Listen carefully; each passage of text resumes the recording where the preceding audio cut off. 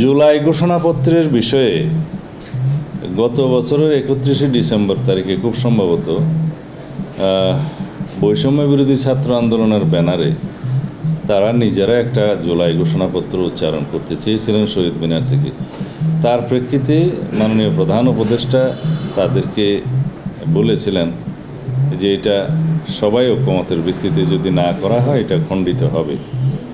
আমরা তখন বলেছিলাম যে জুলাই ছাত্রগণ অভ্যুত্থানের 5-6 মাস পরে এই জাতীয় একটি ঘোষণাপত্রের প্রয়োজন হলো কেন, এবং সেই ঘোষণাপত্রের সাংবিধানিক গুরুত্ব বা আইনি গুরুত্ব কতটুকু সেটা নির্ধারণ করা। অতি অবশ্যই এই ঘোষণাপত্র রাজনৈতিক দলিল হিসেবে, ঐতিহাসিক দলিল হিসেবে একটি গুরুত্বপূর্ণ দলিল, সেটা জাতীয় আর্কাইভে স্থান পাবে, এ বিষয়ে কোনো সন্দেহ নেই। তার ঐতিহাসিক মূল্য আছে, রাজনৈতিক মূল্য আছে।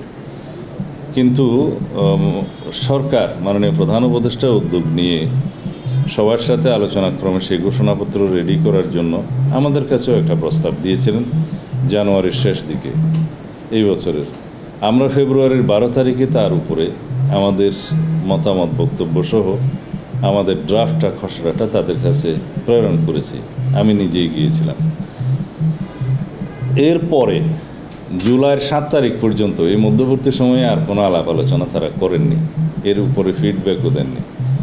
জুলাই 7 তারিখে সরকারের একজন উপদেষ্টা আমাদের মহাসচিবের সাথে যোগাযোগ করে আরেকটি ড্রাফট দেয়।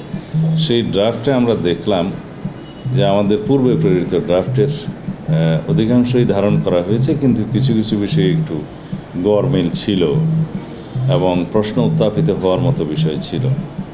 সেখানে তারা 1971-এর 26শে মার্চকে সঠিকভাবে উল্লেখ করতে চাননি বা দেয়নি, সেটা আমাদের আপত্তি ছিল। আমরা সেটা আবার অন্তর্ভুক্ত করে 9 তারিখ জুলাই মাসের, মানে 2 দিন পরে আমরা আবার প্রেরণ করেছি সরকারের কাছে। এর আবার 17-18 দিন পরে জুলাই 27 তারিখে তার উপরে আবার ওনারা চর্চা করে আবার একটি ড্রাফট উপস্থাপন করে। সেখানেও আমরা দেখলাম তারা 1971 সালের 26শে মার্চের কথা উল্লেখ করতে চাননি প্রথম প্যারাগ্রাফেতে। তা আমরা আরও 2-1টা বিষয় যেগুলো আমাদের আপত্তি ছিল আমরা বলেছি যে এই জাতির শুরুই হলো 1971 সালের স্বাধীনতা যুদ্ধের মধ্য দিয়ে, রক্তক্ষয়ী মুক্তিযুদ্ধের মধ্য দিয়ে, স্বাধীনতা অর্জনের মধ্য দিয়ে। তাকে যথাযথ মর্যাদার সাথে উপস্থাপন করতে হবে।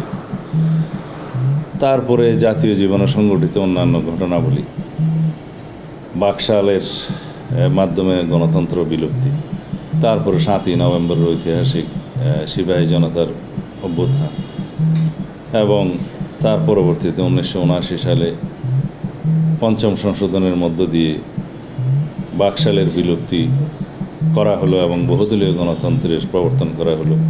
এটা শহীদ রাষ্ট্রপতি জিয়াউর রহমানের এক অনন্য অবদান এই রাষ্ট্রের প্রতি।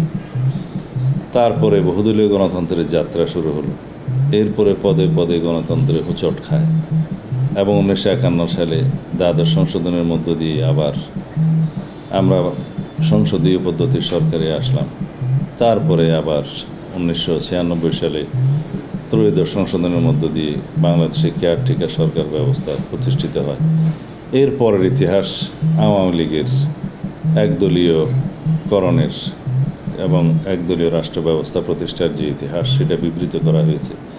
পরবর্তীতে বিভিন্ন রকমের সাংবিধানিক সংশোধনী কাটছাটের মধ্য দিয়ে যে বাংলাদেশে স্বৈরতন্ত্র প্রতিষ্ঠা করে রাষ্ট্র পরিচালনা করতে চেয়েছে সেটার বর্ণনা, এবং ফলশ্রুতিতে তারা আওয়ামী বাকশালী কায়দায় যে গুম, খুন, অপশাসন এবং দুর্নীতির বিভিন্ন রকমের অনাচারের মধ্য দিয়ে যে রাষ্ট্রকে তারা পরিচালিত করতে চেয়েছে এবং একটি বিদেশি প্রভুর ইশারা ইঙ্গিতে এই রাষ্ট্র পরিচালিত হয়েছে, সেই কথাগুলো বিবৃত আছে। ফলশ্রুতিতে জুলাই ছাত্রগণ অভ্যুত্থান সংগঠিত হলো, সেগুলো এখানে ধারণ করা হয়েছে। তারপরে 5 তারিখে স্বৈরাচারের পতন হলো, স্বৈরাচার পালিয়ে গেল, সেটা বর্ণনা করা হয়েছে।